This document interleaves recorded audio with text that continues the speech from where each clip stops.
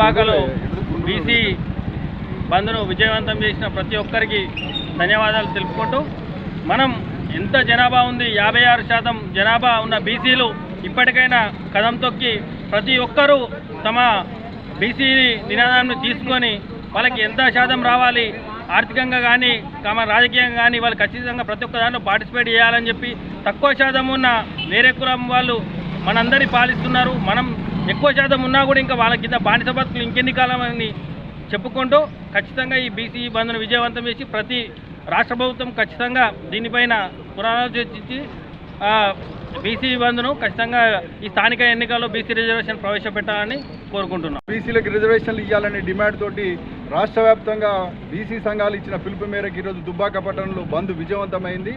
పార్టీలకు, కులాలకు, మతాలకు అతీతంగా ఈరోజు దుబ్బాక ప్రజలు ముందుకు వచ్చిర్రు. బీసీలు 58% ఉన్నటువంటి బీసీలకు మద్దతుగా మేమెంతో మాకంతా అనే డిమాండ్ తోటి న్యాయంగా రావాల్సిన డిమాండ్కు మద్దతుగా అన్ని వర్గాలు మద్దతు వాళ్ళకి ఈరోజు బంద్ను విజయవంతం చేసినందుకు ధన్యవాదాలు. ఇప్పుడు ఈ సందర్భంగా మనం మాట్లాడాలి, కేంద్రంలో ఉన్నటువంటి రాష్ట్రంలో ఉన్నటువంటి ప్రభుత్వాలు బాధ్యతాయుతంగా వ్యవహరిస్తున్నప్పటికీ వాళ్ళు చేసే ప్రయత్నాలకు అడ్డంకిగా కొందరు కుట్రలు వంతున్నారు. కాబట్టి ఇలాంటి కుట్రలు చేసే వాళ్ళు వెనుక ఉన్న వ్యక్తులకు ఈ సందర్భంగా మేము హెచ్చరిస్తున్నాం.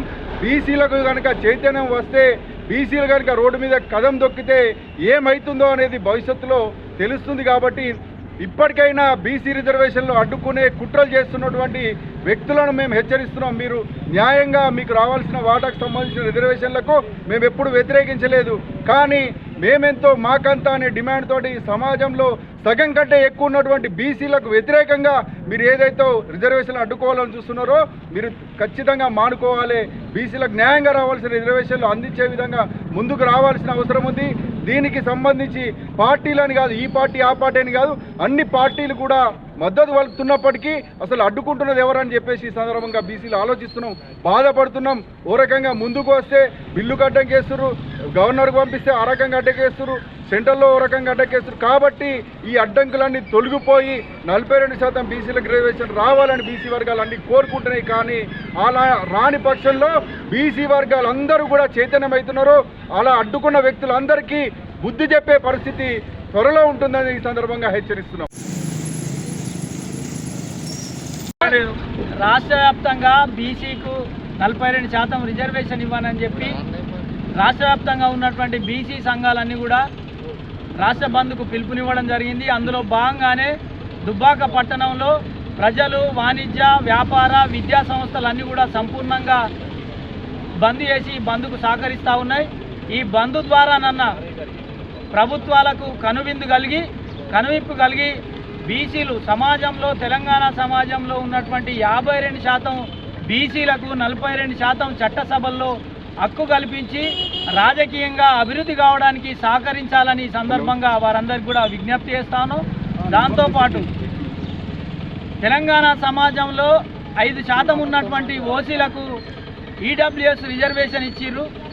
సమాజంలో 52% ఉన్నటువంటి బీసీలము 42% మా కోరిక, మా హక్కుని అడుగుతున్నాం తప్ప వేరే వాళ్ళ హక్కుని తీసుకొచ్చి మాకు ఇవ్వమని చెప్తలేం.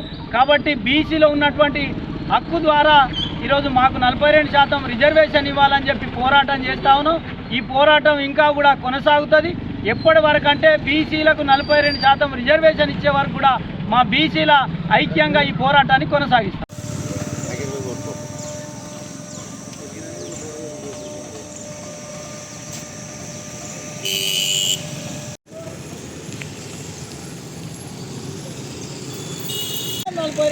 రిజర్వేషన్ సాధించుకుందాం. 42% రిజర్వేషన్ పిల్లలు బీసీల ఐక్యత.